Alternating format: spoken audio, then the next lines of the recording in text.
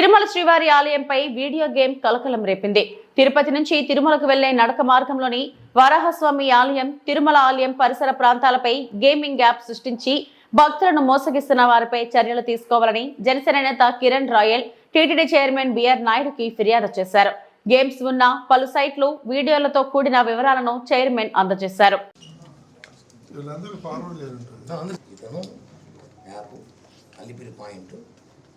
నడిచి తిరుమలకి వెళ్తున్నాడు. ఇప్పుడు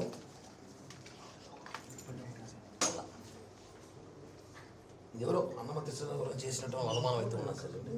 నమస్కారం.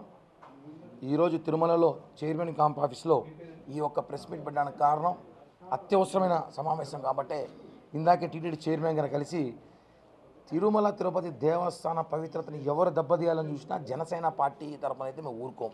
అది ఎంతటి వాళ్ళైనా సరే, ఎంత పెద్ద క్రైమ్ చేసినా సరే. పవన్ కళ్యాణ్ గారు ఏదైతే సనాతన ధర్మం అని చెప్పి కట్టుబడి దేశమంతా తిరుగుతున్నారో ఆయన సనాతన ధర్మం కోసం, అందులో భాగంగా హిందువుల మనోభావాలు దెబ్బతీసే విధంగా ఏ విషయం జరిగినా కూడా దాని మీద పెద్ద యుద్ధమే చేస్తాం.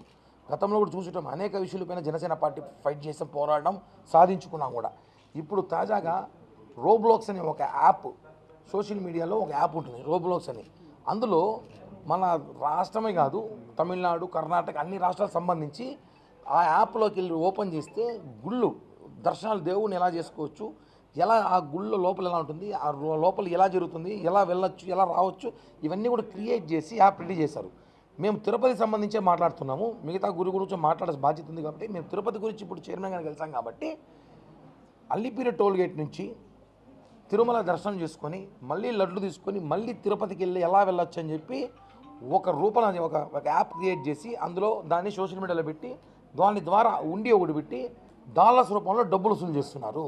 దాంట్లో గేమ్ అంటే వెంకటేశ్వరంతో ఆటలాడతారా? పిల్ల చేష్టలు చేస్తున్నారు మీరు. మీ లిమిట్ ఉంటుంది, దేనికైనా ఒక లిమిట్ ఉంటుంది. దేవుడితో ఆటలాడటం ఏంది? వెంకటేశ్వరంతో ఆడుతున్నారా? క్రైమ్ దొంగలు ఎక్కువైపోయారండి. దేవుని రూపంలో పెట్టి దీని మీద సీరియస్ యాక్షన్ తీసుకోవాలని చెప్పి ఈరోజు వాళ్ళు ఏదైతే ఆ ఒక రోబ్లాక్స్ అని గేమ్ క్రియేట్ చేసి డబ్బు వసూలు చేస్తున్నారో అవన్నీ ఆధారాలతో టీటీడీ చైర్మన్ బిఆర్ నాయుడు గారు కలిశాను. ఆయన సానుకూలంగా స్పందించి వితిన్ సెకండ్స్లో ఇప్పుడే సివిఎండ్ఎస్ఓ గారికి కూడా లెటర్ పంపించారు. మేము కంప్లైంట్ ఇచ్చాము.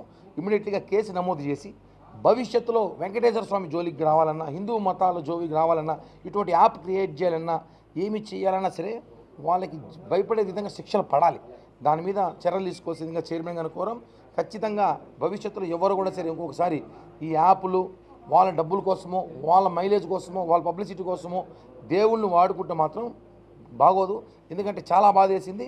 ఇది మన భద్రత దృష్ట్యా కూడా, ఆలయ భద్రత దృష్ట్యా కూడా భంగం కలిగే అవకాశం ఉంది. ఆ యాప్ ద్వారా కరెక్ట్గా ఎలా వెంకటేశ్వర ఆలయం నమూనా ఉంటుందో ఆ నమూనాను అలానే దించాడు వాడు. దాని ద్వారా ఉగ్రవాదులకి కూడా అవకాశం ఉండొచ్చు, చూడడానికి ఎలా రావచ్చు అని కూడా చేయొచ్చు. ఇవన్నీ జరుగుతుంది, చూస్తున్నాం మన దేశంలో ఏం జరుగుతుందో. కాబట్టి ఇంకోసారి భవిష్యత్తులో ఇలాంటి జరగకుండా దీనిపైన పెద్ద ఎత్తున ఆందోళన చేయాల్సిన అవసరమైతే హిందువుల మనోభావాలకు ఉంది. కాబట్టి దీని వెంటనే చైర్మన్ గారు స్పందించారు. కాబట్టి ఇమ్మీడియట్లీగా కేసు నమోదు చేసి అరెస్ట్ చేసి ఆ యాప్ని డిలీట్ చేసిన బాధ్యత టీటీడీ తీసుకోవాల్సింది కోరుతున్నాం.